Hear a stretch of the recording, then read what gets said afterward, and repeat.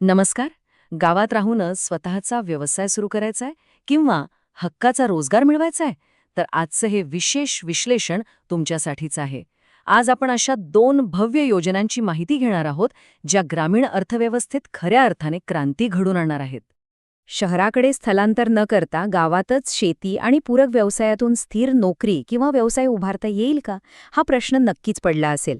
ग्रामीण भागातील बेरोजगारी आणि भांडवलाची अडचण मलाही माहिती आहे, पण टेन्शन घेऊ नका. यावर मात करण्यासाठी महाराष्ट्र शासनाने 2026च्या दृष्टीने 2 अत्यंत प्रभावी उपाय आणले आहेत.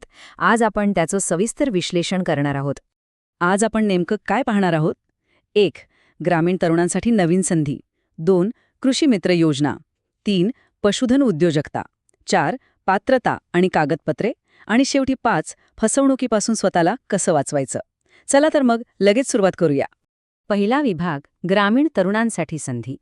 शासनाने 2026साठी ग्रामीण विकासाचे 2 अगदी स्पष्ट आणि भिन्न मार्ग आखून दिले आहेत. हे बघा, इथे 2 मार्ग आहेत. एकीकडे आहे कृषी मित्र योजना, जिथून तुम्हाला गावातल्या गावात सल्लागार स्वरूपाची नोकरी मिळू शकते. आणि दुसरीकडे आहे पशुधन उद्योजकता योजना, जिथून तुम्ही स्वतःचा भक्कम पशुपालन व्यवसाय उभा करू शकता. आता एक एक करून या दोन्ही ऑप्शन्सची सविस्तर माहिती घेऊया. दुसरा विभाग, कृषी मित्र. ही नुसती नोकरी नाही बरं का, तर गावातच राहून शेतकऱ्यांची सेवा करण्याची एक सन्मानाची संधी आहे. यात तुमची नियुक्ती थेट सहाय्यक कृषी अधिकाऱ्यांसोबत काम करण्यासाठी केली जाईल. आता हा आकडा बघा, तब्बल 11,587. राज्यामध्ये कृषीमित्र पदांच्या पहिल्या टप्प्यात तब्बल 11,500हून अधिक जागा भरल्या जाणार आहेत. एवढ्या मोठ्या प्रमाणावर भरती म्हणजे रोजगार निर्मितीला मिळालेली मोठी चालनाच आहे. आणि यात मानधन किती मिळेल? तर वर्षाला 18,000 रुपये. हे पैसे थेट डायरेक्ट बेनिफिट ट्रान्सफर म्हणजे डीबीटीद्वारे दर 3 महिन्यांनी 4,500 रुपये याप्रमाणे तुमच्या बँक खात्यात जमा होतील. मध्ये कोणतीही कपात नाही, पूर्ण रक्कम थेट हातात. पण एक कृषी मित्र म्हणून नेमकं काम काय करायचंय? सोप्पं आहे. प्रत्यक्ष बांधावर जाऊन आधुनिक शेती आणि सरकारी योजनांची माहिती शेतकऱ्यांना द्यायची, पीक आणि कीड व्यवस्थापनात मदत करायची आणि बँक कर्ज किंवा विम्याची कागदपत्रे तयार करून द्यायची.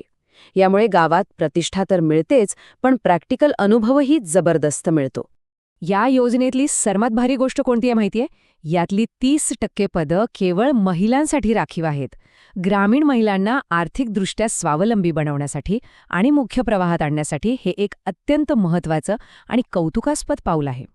आता वळूया तिसऱ्या विभागाकडे, पशुधन उद्योजकता.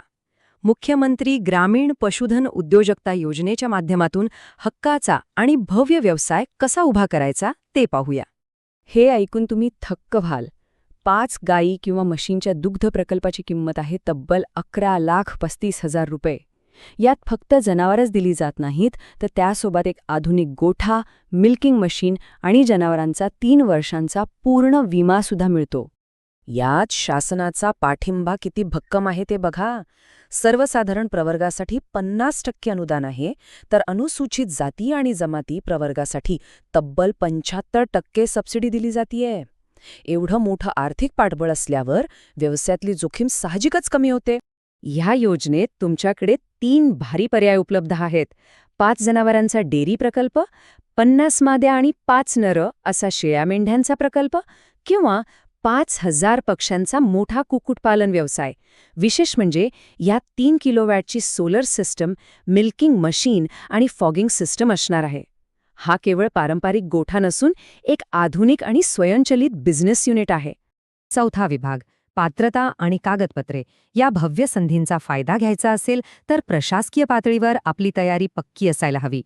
इथे नीट लक्ष द्या, दोन्ही योजनांची पात्रता अगदी वेगळी आहे. कृषी मित्रासाठी तुम्ही 10वी किंवा 12वी पास असणं गरजेचं आहे. कृषी पदवीधरांना यात प्राधान्य मिळेल आणि वय 40च्या आत असावं. पण पशुधन योजनेसाठी हा प्रकल्प मोठा असल्यामुळे किमान 1 एकर स्वतःची जमीन किंवा 5 वर्षांचा भाडे करार लागतो. वय 18 ते 60च्या दरम्यान असावं आणि 2 वर्षांचा अनुभव किंवा ट्रेनिंग सर्टिफिकेट असणं सक्तीचे आहे. ही चेकलिस्ट आत्ताच लिहून घ्या. अर्ज करण्यासाठी आधार कार्ड, डिजिटल स्वाक्षरी असलेला 7/12 आणि 8 उतारा, बँक पासबुक, पासपोर्ट फोटो आणि रेशन कार्ड जवळ असणं आवश्यक आहे.